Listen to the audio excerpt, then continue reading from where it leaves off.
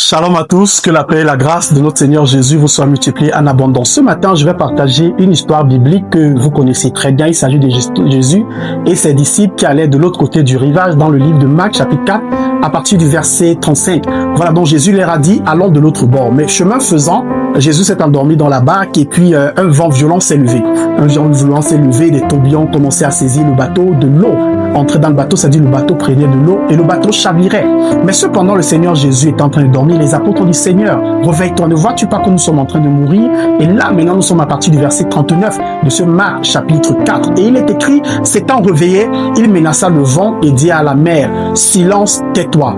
On dit, le vent cessa et il y eut un grand calme. On peut aller même jusqu'au verset 40 qui dit, et puis il leur dit, pourquoi avez-vous ainsi peur? Comment n'avez-vous pas foi? Pourquoi est-ce que Jésus leur parle ainsi? Parce que Jésus avait promis d'aller de l'autre bord. Plusieurs fois, il y a des prophéties qui reposent sur nous. Des choses excellentes, des grandes destinées que le Seigneur a déposées à l'intérieur de nous. Mais cependant, quand les vents violents se lèvent, les tourbillons de la vie, des flots incessants, nous prenons peur et nous avons justement l'impression que Jésus nous a abandonnés ou Jésus n'est plus avec nous.